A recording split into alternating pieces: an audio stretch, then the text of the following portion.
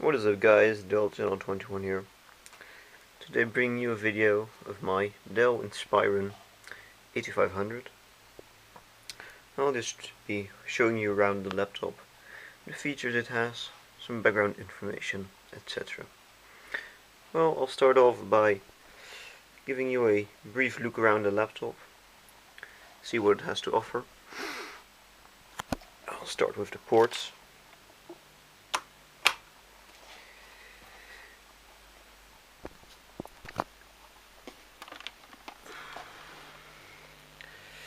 On the left side of the laptop we have a cooling vent, firewire, PCMCIA slot, infrared and headphone and microphone ports.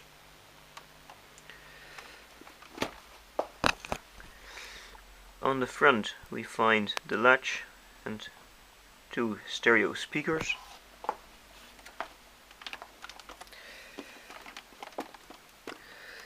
On the left side, one second.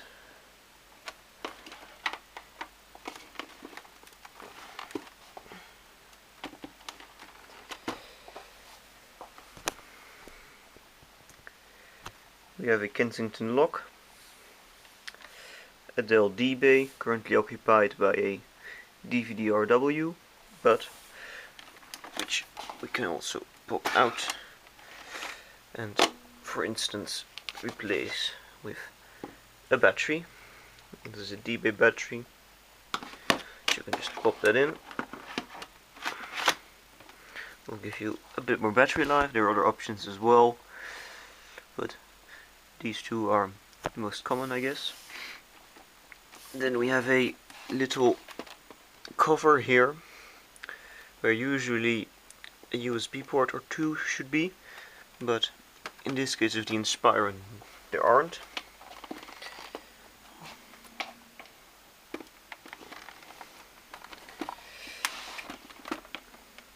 On the back we have S-Video, two USB 2.0 ports, Ethernet and modem, parallel, VGA, serial, AC adapter and the other air vent.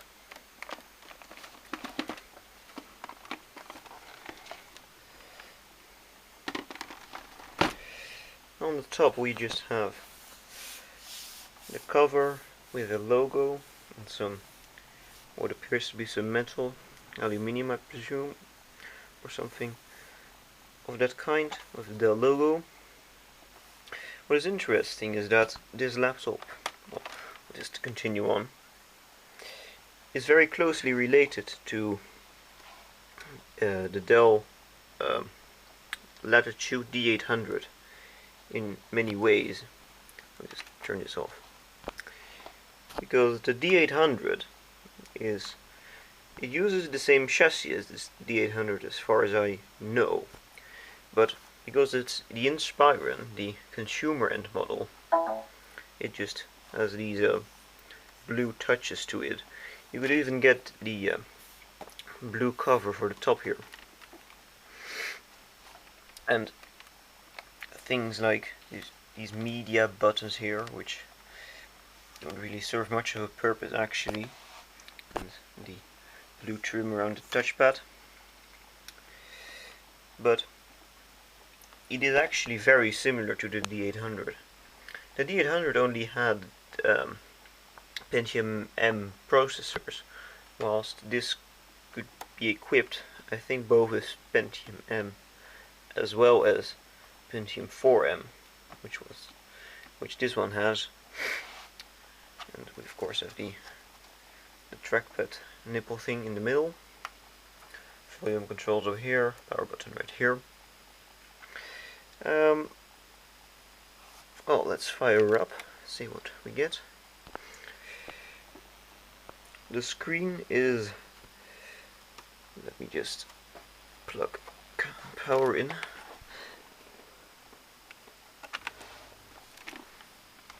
And the screen is WUXGA 1920 by 1200. They'll release the good job on this screen, although it is also the weak part of this laptop, since they are quite likely to fail at some point. This one doesn't seem to have any problems yet, so I'm happy with that. This laptop runs, it came with Windows XP Professional, but because I was intending on selling this laptop at first, so not anymore, but so I installed Windows Vista on it. I tried Windows 7, but Windows 7 was way too slow on this computer. So Vista seems to run quite a lot smoother than 7 does, quite frankly. So I installed this in it. It works alright, but not more than alright. It's not fast, and yeah, you can browse the web with it, you can type documents with it, but with patience. The specifications, and I'll just pop out the Windows Experience Index as well. This particular model is equipped with the Pentium 4M at 2.53 GHz. There's only one faster model that can be equipped in this case, and that is a 2.6 GHz Pentium 4. The Pentium 4M isn't really fast, and it runs hot, but it runs at a high clock speed. It has a gig of DDR RAM, upgradable to 2, and the graphics card is quite interesting, because this model has a NVIDIA FX 5200 Go edition, but as far as I can recall, but don't quote me on that originally these were only shipped with a 4200 Go. Anyway, for the Windows Experience Index we have 3.6 for the CPU, 3.9 for the RAM, 2.0 and 2.5 for the graphics, and 3.7 for the hard drive. Yeah, the hard drive is the main thing that, paired with a processor, that holds this machine back from performing well, because it is a IDE 5400 RPM model, Toshiba. It is one of the infamous Toshiba drives. I'll pull up Crystal disk info. Yep, Toshiba, I think it's a travel STARDIS. Overall, this laptop is in really good condition. There's barely any wear on the touchpad and the palm rests and the buttons over here. What is quite annoying though is that yet it hasn't really been used much, but this left click button of the mouse nipple is really hard to press in. It feels really mushy, so I may have to take it apart at some point, but I don't really feel like doing that. Well, Crystal Disk has loaded, and as you can see we have a warning. It isn't that bad, it is only a current pending sector count error, but if you look closely you can see this hard disk has done more than 13,500 hours, which I guess for Toshiba isn't really that bad, but still I'd like to see it differently.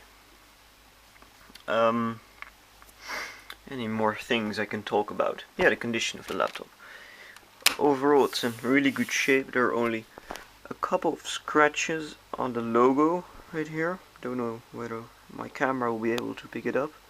Some very slight scratches, and on the corners we have some slight wear, because these machines are all painted, so scratches on the edges, you can see it right here.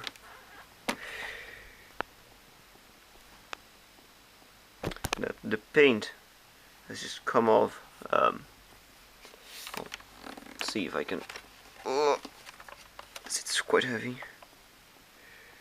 Yeah, you should be able to pick it out. The paint just comes off where the most likely it's been put in the bag and traveled for travel purposes and things, and on the sides the paint has come off.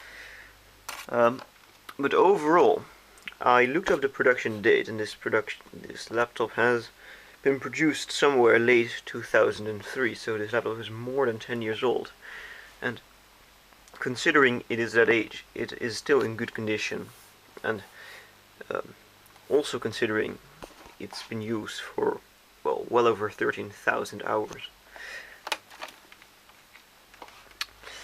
The keyboard doesn't really have much worn on it either. You can see slightly on the end button here and a little bit on the enter, but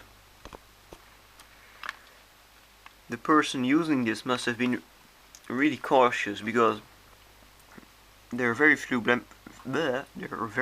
blemishes. One weak point of this laptop though is that the keyboard is a bit flimsy feeling. As you can see when I touch it, well, you may not see it, but I can definitely feel it, is that there is a little bit of space between the keyboard and what lies underneath it. You can press it in for about 2 millimeters or so. Oh yeah, another thing, because it is in Pentium 4M, it does run quite hot. In this case, the fan comes on frequently. It's not really an annoying fan sound, but it's just a bit loud.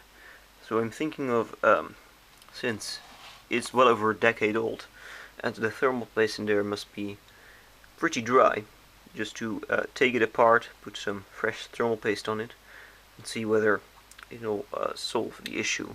It's not overheating, it's just, I think it can run cooler than what it does now.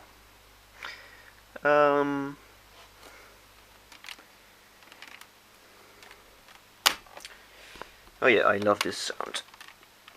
This is back when